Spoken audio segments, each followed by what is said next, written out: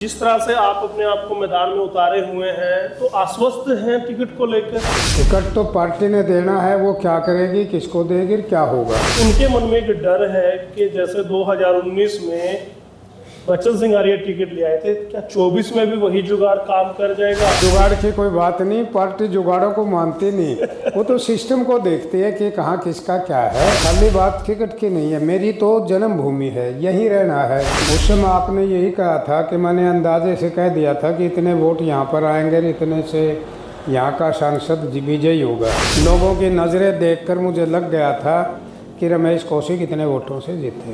आप निर्दलीय भी चुनाव लड़ सकते हैं। मैंने कभी किसी जाति विशेष की, वर्ग विशेष की राजनीति नहीं की। 2024 के लिए कि कोई नई कोई बड़ी रणनीति लेकर आ पाए? अभी तो हमने लोकसभा को जिताना है और मोदी जी को प्रधानमंत्री बनाना है। यानी जो पसीना बहा रहे वो मोदी साहब के लिए है, बच्चन सिंघानिया के लिए नहीं? नहीं, सर्दी में तो पसीना आता ही नहीं है, इसलिए आपको भी नहीं आ रहा, मेरे को भी नहीं। लेकिन अशोक आर्य का भविष्य आपने क्या तय किया है? क्या भविष्य अशोक आर्य खुद तय करेंगे अपना, या फिर बच्चन सिंघानिया की बनी बनाई लीग पर? रणबीर बड़े भाई ने उसको ये कह रखा भाई पिताजी जब भी सेवा छोड़ेंगे हल्के की, भाई राजनीति मैंने नहीं करनी, भाई अशोक तो कर। मगर अभी बाद आएगा तभी तो देखेंगे ना, वो अभी तो हम लग ही रहे, हमारी टीम लग रही नरेश जी। 30,000 वोट तो मेरा 30-35,000 ऐसा है कि अगर एक बार में वैसे शौक में कुएं में नहाने के लिए कूद जाऊं तो सभी कहेंगे तो मैंने कम बता दिया। क्या लगता है सफेदों में अगला विधायक भाजपा का ही होने वाला है या फिर कांग्रेस रिपीट होने वाला है? जिसको जनता आशीर्वाद देगी, जिसको जनता वोट बढ़ा देगी, वही विधायक होगा। नमस्कार, फिर से स्वागत है आपका कंचन टीवी पर, हरियाणा आज पर या भारत आज पर। किसी भी प्लेटफॉर्म पर आप ये वीडियो ये इंटरव्यू देख रहे हो, मैं आपका बहुत बहुत स्वागत करूँगा। सफेदों की राजनीति 2019 से अगर मैं बात करूँ कहाँ से छुटी थी? 2019 की राजनीति छुटी थी कि बच्चन सिंघानिया पूर्व मंत्री चुनाव हार गए थे। वहीं से मैं बात शुरू करूंगा अब 2024 आगे, क्योंकि चुनावी साल है, 5 साल बाद फिर से। अब जब राजनीति की बात, विधानसभा की बात होने लगी है तो फिर से सबसे कद्दावर चेहरा, कद्दावर नाम है बच्चन सिंघानिया। वही फिर से उछलने लगा है, उन्होंने भी प्रयास तेज कर दिए और हर व्यक्ति जानना चाहता है क्या भाजपा का टिकट फिर से बच्चन सिंघानिया लेकर आएंगे? क्योंकि जिस तरह से वो अपनी रणनीति बनाए हुए हैं, विजयी रथ पर सवार होकर जनता के बीच जा रहे हैं, तो सभी को यही लगता है कि कहीं ना कहीं उनको आश्वासन है टिकट उनकी है, इसीलिए उन्होंने पूरा अपने आप को झोंक रखा है। हर व्यक्ति चाहता है ये जानना, तो हमने सोचा क्यों ना फिर मंत्री जी से बात की जाए। लेकिन मंत्री जी ठहरे मंत्री जी, पूरा दिन व्यस्त रहते हैं, रात के तकरीबन 9 बजे हमें टाइम दिया। आप टाइम देख सकते हैं और मेरे बगल में मंत्री जी बैठे। बहुत बहुत स्वागत है मंत्री जी। धन्यवाद आपका यशपाल जी, आपके चैनल का भी बहुत बहुत मैं आभारी हूँ, कंचन चैनल का, कि आप बहुत अच्छा सच्चाई को उजागर करने के लिए प्रयासरत रहते हैं। लेकिन मंत्री जी पूरे 5 साल के बाद आपसे मुलाकात हो रही है, वो नतीजे वाला दिन मुझे अच्छे से याद है जब आपने संबोधित किया था अपने शब्दों में, और आज मेरी मुलाकात आपसे हो रही है जब फिर से आप अपनी कमर कसे हुए हैं। बहुत मेहरबानी। मिलन तो कई बार लंबे समय पर भी होता है जी, किसी भी कारण से हो जाता है, मगर आपके प्रति मेरी भावना, प्रेम, अपनापन, क्योंकि आप सच्चाई को उजागर करता, आपका चैनल लगातार वही है, और आपका भी अपने सफेदों की जो हमारी भूमि है, जर्रे जर्रे से आपका प्यार और प्रेम है। आप मरवाएंगे मुझे कि आपका स्नेह है मेरे साथ, और विरोधी कहेंगे कि भाई ये तो बच्चन सिंघानिया का आदमी है, जैसे होता भी है अक्सर। क्योंकि जब आप आर्य सदन में 1 तारीख को जब आप कार्यक्रम करते हैं तो वहाँ पर संख्या लगातार बढ़ती जा रही है, अब सरगर्मियाँ और बढ़ गई है। तो 2024 के लिए कि कोई नई कोई बड़ी रणनीति लेकर आ पाए? यशपाल जी, प्रेम में कभी मरना नहीं होता। आप मीडिया वाले हैं, आपके लिए मीडिया में बात रखनी और रखवानी, ऐसी मेरे लिए आप रखते हो, ऐसी दूसरों के लिए भी रखते हो। सभी आपके लिए समान हैं, और उनके भी मीडिया में आप डालते हो तो अच्छी इज्जत से उनसे बात करते हो, वो अलग बात है। कि निजी तौर पर किसका स्वभाव किससे मिला करता इससे है। मैच करता हाँ, वो तो मैं स्वभाव की बात कह रहा था, जी। मगर मैं ये नहीं कह रहा हूँ कि आप किसी के विरोधी जी। हो। आप पूरी तरह से लंबे समय से चल रहे हो कामयाब। आपने लोकसभा चुनाव की याद दिलाई है मेरे को। जी। उस समय आपने यही कहा था कि मैंने अंदाजे से कह दिया था कि इतने वोट यहाँ पर आएंगे, इतने से यहाँ का सांसद विजयी होगा। जी। वो यूं की यूं ही बात आ गई थी, आपके चैनल में थी। आपने कहा था कि आपको कैसे ज्योतिष का पता था। बात ज्योतिष की नहीं है कि मेरे को लंबा समय हो गया राजनीति करते हुए, लोगों की नज़रें देखकर मुझे लग गया था कि रमेश कौशिक इतने वोटों से जीतेंगे। लेकिन आर्य साहब, जिस तरह से आप अपने आप को मैदान में उतारे हुए हैं, तो आश्वस्त हैं टिकट को लेकर? बात टिकट की उसकी नहीं है जी। टिकट तो पार्टी ने देना है, वो क्या करेगी, किसको देगी, क्या होगा, वो किसी एक व्यक्ति विशेष के हाथ में नहीं है। बीजेपी पार्टी हाईकमान और प्रांत के जो अध्यक्ष हैं, चीफ मिनिस्टर हैं, सभी मिलकर के निर्णय लेते हैं। और भी बहुत हैं इसमें, पार्टी में बड़ा विशाल सिस्टम है। जी। मैं खाली बात टिकट की नहीं है, मेरी तो जन्मभूमि है, यहीं रहना है, यहीं पैदा हुआ हूँ। बुसलाने गांव में सफेदों से 9 किलोमीटर पर। जींद रियासत भी हुआ करती थी जब भी मेरा गांव जींद में ही था। जब जिला संगरूर हुआ करता था और जींद तहसील होती थी, तब भी ये गांव और ये इलाका हमारा, मेरी जन्मभूमि है, मेरे पूर्वजों की भूमि है। तो मैं तो यहीं रह रहा हूँ, लोगों के बीच में रहता हूँ, बस पर अलग से कोई बात लेकिन नहीं। नेताजी, आपको नहीं लगता कि उस वक्त की राजनीति और इस वक्त की राजनीति में बड़ा परिवर्तन आ गया, बड़ा बदलाव आ गया है? उस वक्त बैकवर्ड का चेहरा सिर्फ सफेदो हल्के से कहा जाए तो बच्चन सिंह आर्य होते थे। आज तो 36 तरह के नेता आ गए हैं, आपकी पार्टी में ही 36 बैकवर्ड के नेता बन गए हैं। मैंने कभी किसी जाति विशेष की, वर्ग विशेष की राजनीति नहीं की। मेरे लिए एससी भी इतना ही है, मेरे लिए जर्नल भाई भी इतना ही है, और बीसी और ओबीसी भी मेरे लिए, जिस वर्ग में मैं आता हूँ, जी। मेरे लिए सिख समाज भी ऐसा है। और दूसरे भाई भी, हर जाति का भाई, ब्राह्मण हो, दूसरे लोग हो, सभी मेरे लिए समान हैं। मैं इस तरह की बात मैंने कभी नहीं की। मैं 36 बिरादरी का आदमी हूँ जी। और सबको समानता से देखता हूँ और समानता से सेवा करता हूँ।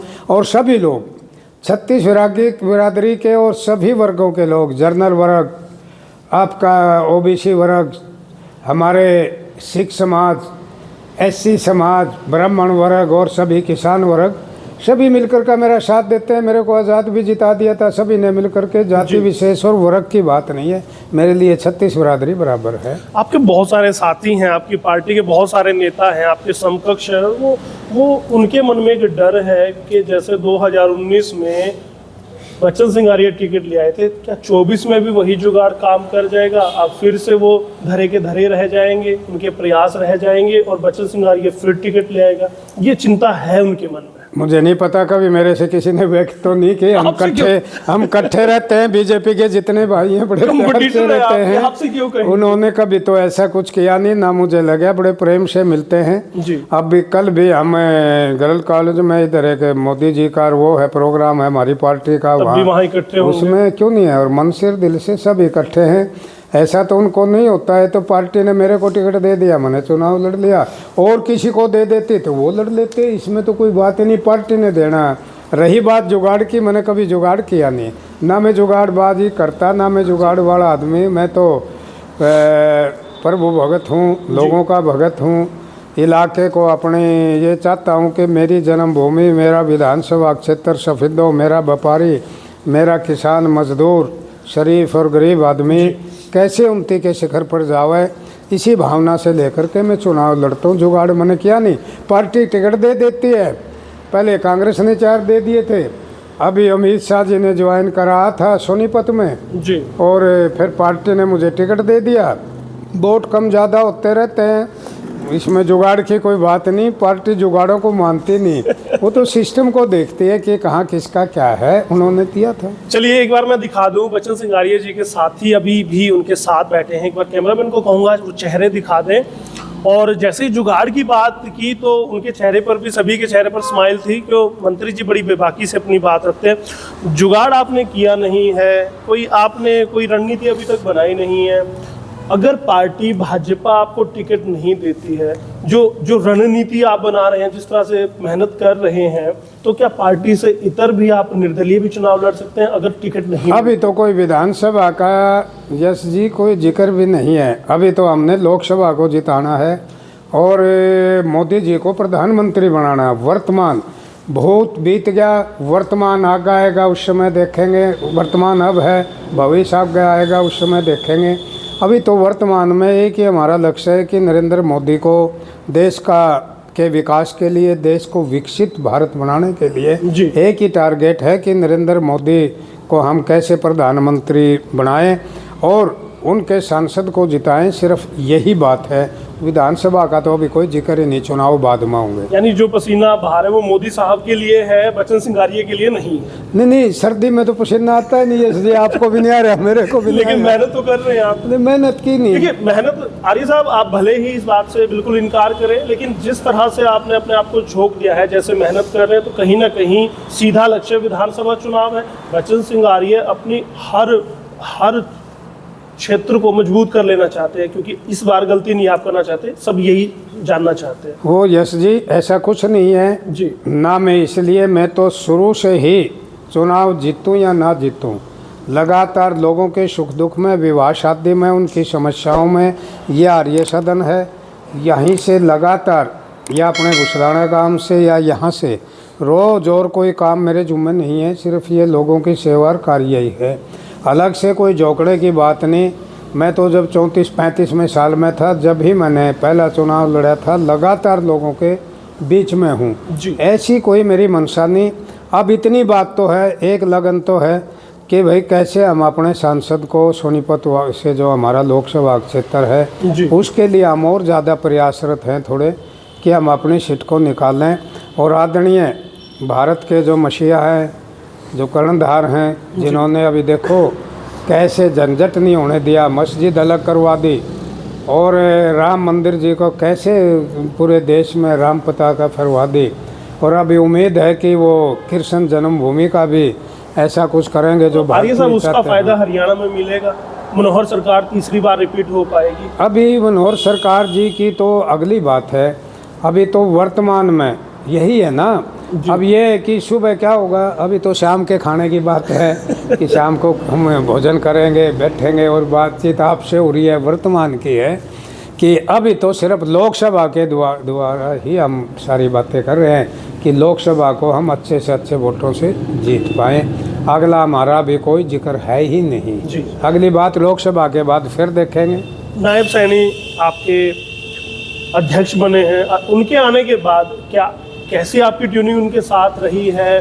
क्योंकि ओम प्रकाश धनखड़ के साथ ज़्यादा अच्छे संबंध मुझे नहीं लगता कि आपके रहे थे, लेकिन अब अध्यक्ष बने हैं, बैकवर्ड के अध्यक्ष बने हैं, तो किस तरह के उनसे संबंध है और किस तरह के आपको आगे जाकर फायदा होने वाला है उनके अध्यक्ष होने? नहीं, मुझे ऐसा कुछ नहीं है। धनखड़ साहब से भी मेरे कोई संबंध खराब नहीं थे जी, और ना मेरे सैनी साहब से कोई ख़राब है।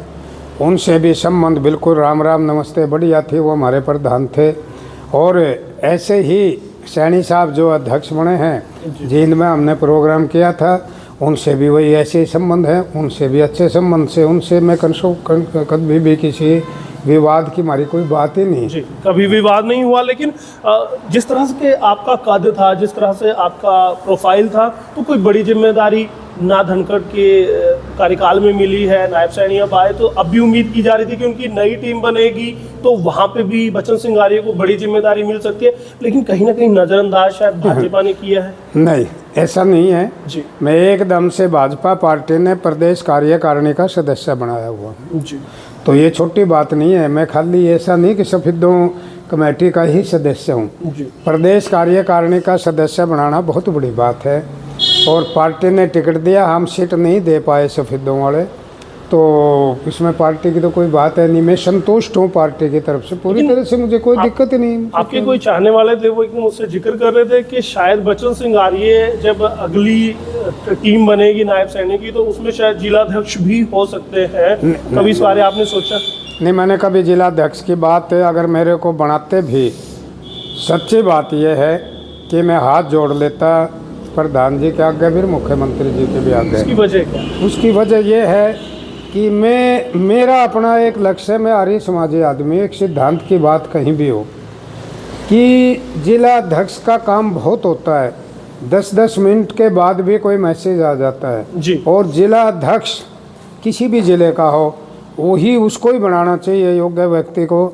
जैसे जो ज़िले में, जैसे ज़िले हमारा जींद है, जींद में ही उनका मकान हो और जींद में ही उसका।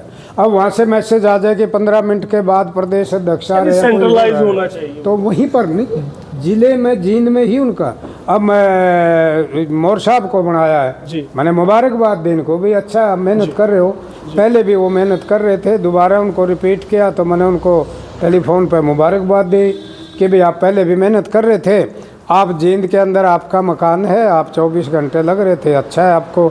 मेरे को अगर बनाते तो मैं हाथ जोड़ कर कह देता जी मैं कार्यकारिणी में हूँ, मैं काम कर रहा हूँ, बल्कि मैं निभा नहीं आर्य साहब सकूँ। हल्के से बाहर नहीं देखना चाहते ना जाना चाहते। नहीं, मैं निभा नहीं सकूँ था जींद में। अब मैं सफेदों में ठहरा हूँ, रात कोई मैसेज आ जाए कि 8 बजे कोई नेता आ रहा है, 9 बजे पर बंद करो। गाड़ी तो बड़ी है आर्य साहब आपके पास। गाड़ी नहीं चलती, इंसान भी चलता है। सफर का भी फर्क होता है कि यहाँ से तो 40 मिनट लगेंगे और वहाँ का रहने वाला तो वहीं पर होगा ना। यस जी, चलिए मैं सहमत हो जाता हूँ, दर्शक है नहीं मैं उन पर छोड़ देता हूँ, नीचे कमेंट में वो बता ही देंगे आर्य साहब से। जी नहीं, मैं चाहता नहीं। मेरे को कांग्रेस के टाइम में भी आदरणीय मुख्यमंत्री चौधरी भजन लाल जी ने मुझे कहा था जी कि आपको जिला अध्यक्ष, मगर जी मेरी तो आपने मंत्री बना रखा। बोले यार आप चला सकते हो, आप जिले को चला सकते हो। मैंने कहा जी मैंने मकान लेना पड़ेगा।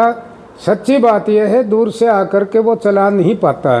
फिर किसको बनाए? मैंने कहा चौधरी कुंदन लाल जो XMLA हैं, उनका मकान जींद में है, तब आप ध्यान करो। उन्होंने फिर बोला अच्छा ये ठीक है भाई, आप सहमत हो? मैंने कहा जी मैं खुद सिफारिश कर रहा हूँ, चौधरी कुंदन लाल को जिले का प्रधान बनवाया था। फिर चलिए एक सवाल है, बहुत सारे युवा है वो जानना चाहते हैं अशोक आर्य, अशोक आर्य का भविष्य आपने क्या तय किया है?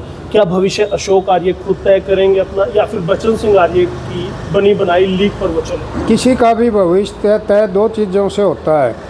सबसे तो चाहे कोई कितना बड़ा नेता, छोटा बड़े की कोई बात नहीं है, वो परम शक्ति जिसको अणु, परमात्मा, खुदा, गॉड जो भी कहते हैं, वो परम शक्ति जिसने पैदा की है और जो संचालन कर रहा है, वो वर्तमान और भविष्य उसके हाथ में है, इंसान के हाथ में कुछ नहीं। या फिर जनता के हाथ में है कि वो किसका वर्तमान और भविष्य बनाता है, या व्यक्ति का खुद व्यक्तित्व क्या है जी, वो उसके ऊपर निर्भर करता है कि वो क्या बना सकता है और जनता से कैसे तालमेल कर सकता है। अशोक बेटा है मेरा, बड़ा भाई रणबीर जो वकील है इस टाइम चंडीगढ़ में, पोता भी वकील है रामवीर आर्य, शायद मेरे ख्याल में ला अशोक ने भी कर ली, अभी कह रहे थे जिक्र के रिजल्ट आ लिया या आया होगा, मैं कंफर्म नहीं हूँ। मतलब परिवार को टाइम नहीं।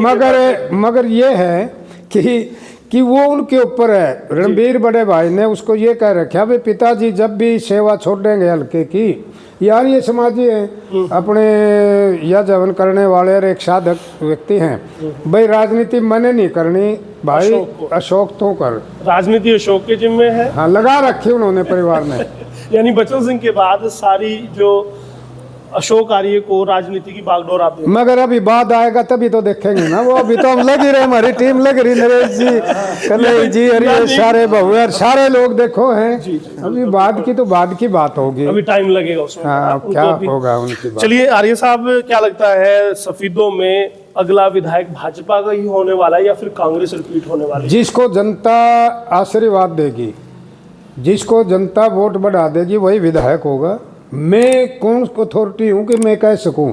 मेरा तो अपना एक वोट है, सीधी बात है जी। मैं अपनी बात कर सकता हूँ, मगर मैं फजूल में बात को फेंक दूँ कि उस पार्टी का होगा, उस पार्टी को। जनता, सफेदों की जनता जिसको वोट दे देगी वो विधायक बन जाएगा। लेकिन आर्य साहब, आर्य संगठन की 20,000 वोट का दम आप हमेशा भरते हैं कि 20,000 से आर्य साहब की शुरुआत होती है। पता नहीं किसने कह दिया यश जी आपको, 30,000 वोट तो मेरा 30-35,000 ऐसा है कि अगर एक बार में वैसे शौक में कुएं में नहाने के लिए कूद जूं तो सभी कहेंगे तो मैंने 10 कम बता दिया। लोगों ने कह दिया होगा, आप भी जगह जगह जाते हो अपने ढंग से घटा के बताते हैं, आप तो नहीं कहेंगे। मगर मेरा 30-35,000 वोट ऐसा है यहाँ से शुरुआत है कि वहाँ से तो शुरुआत होती है और वो अपने आप लग जाते हैं। मैं तो सिर्फ चौपाड़ में जाता हूँ और मेरा कार्यकर्ता हर वर्ग का हर जाति का, हर धर्म और संप्रदाय का वो अपने आप लग जाता है हल्के के विकास के लिए। क्लियर मैसेज है। 30,000 से तो बच्चन सिंह आर्य की शुरुआत है। अगर बच्चन सिंह आर्य को टिकट मिलती है तो 30,000 से तो खाता खुलता है भाजपा का। जो भी पार्टी का अपना मैटर है। देखो, टिकट के बारे में मैं कोई अथॉरिटी नहीं हूँ। खाम खाई मैं कह दूं मेरा टिकट पक्का, उसका कच्चा, उसका पक्का, ये छोटी मानसिकता की बात है। जी। टिकट तो पार्टी ने देना है। जैसे मेरे को दे दिया था, उनका मन होगा तो मेरे को भी दे देंगे, मैं चुनाव लड़ूंगा। मैं इनकार थोड़ा करूंगा पार्टी से, सेवा पे लगे। चलिएगा, स्वीकार तो उन्होंने किया कि आर्य साहब रथ पर सवार हो चुके हैं, 24 में चुनाव लड़ेंगे, उससे इतर कुछ भी नहीं वो मानने वाले हैं। उन्होंने रणनीति भी वैसे बना रखी है, मेहनत नहीं, मैं मानने ना मानने की बात नहीं, वो तो पार्टी ने देखना है कि टिकट देना कि नहीं देना है कि हाँ। लेकिन ऐसा तो नहीं आर्य साहब, अगर टिकट आर्य साहब को ना दी जाए, दूसरों को दी जाए, न्योंदा तो नहीं मोड़ लेंगे? यस आप भी न्योंदे बड़े डले थे। यशपाल जी, आप बहुत बुद्धिजीवी हो और बहुत बारीकी से चिंतन और मनन करते हो। हम तो वर्तमान को पॉजिटिव बात ही रखा, अभी नेगेटिव को क्यों छेड़े? कोई नजदीक ही नहीं कोई बात। अभी विधानसभा में तो अभी 7-8 महीने बाकी हैं, 8-9 महीने बाकी। चलिएगा, आर्य साहब इस बात से बिल्कुल इनकार करते हैं, लेकिन भाई साहब जो तैयारियां हैं वो हल्के को भी दिखाई देती है, हमें भी दिखाई देती है। वो इनकार करें, चलिए, उनका अपना वक्तव्य है, उनका अपना अधिकार क्षेत्र है, वो कह सकते हैं। लेकिन आपको क्या लगता है, कमेंट करके जरूर बताइएगा। आर्य साहब क्या 24 में फिर से विधायक की फित लगा के सरकार में बैठने वाले हैं? क्योंकि 30-19 में रहेंगे। चलिए, बहुत बहुत धन्यवाद करूंगा आर्य साहब, यशपाल कंचन और कंचन टीवी से बात करने। बहुत धन्यवाद, शुक्रिया। तो आर्य साहब ने राजनीति तब शुरू की थी, कैमरामैन अगर मुझे फोकस करेंगे तो मैं और अच्छे से अपने दर्शकों से बात कर पाऊंगा। आर्य साहब ने तब राजनीति शुरू की थी, शायद तब मैं बच्चा था। उनका इंटरव्यू लेना, जब मैं राजनीति में उनको देखता था तो मैं सोचता था, जब मैं मीडिया में आया तो मेरा ड्रीम था कि मैं उनका इंटरव्यू करूं। और पहला इंटरव्यू जब मैंने किया तो मैं बड़ा खुश हुआ था। आज उसके ठीक 5.5 साल के बाद मैं उनसे फिर मिला, क्योंकि वो एक शख्सियत है। अगर बात की जाए सफ़ीदों की राजनीति का या फिर सफ़ीदों का इतिहास लिखा जाएगा तो एक पूरा पन्ना या एक पूरा अध्याय, एक चैप्टर बच्चन सिंह आर्य का जरूर लिखा जाएगा। उनसे बड़ी शख्सियत नहीं हुई। क्या आप भी ऐसा मानते हैं? अब 24 में क्या फिर वो इतिहास रचेंगे या फिर उनके साथ कुछ और होने वाला है? क्योंकि कहीं ना कहीं उनके साथ जो हुआ था सभी को पता है, कहीं ना कहीं न्योंदे डले थे। अब न्योंदे मोड़ने का भी टाइम आएगा या फिर दोबारा एकजुट वो कर पाएंगे? कमेंट करके जरूर बताइएगा। और ऐसे इंटरव्यूज़ के लिए, मज़ेदार इंटरव्यूज़ के लिए बने रहिएगा कंचन टीवी के साथ। मैं आपका दोस्त, आपका हूँ यशपाल कंचन।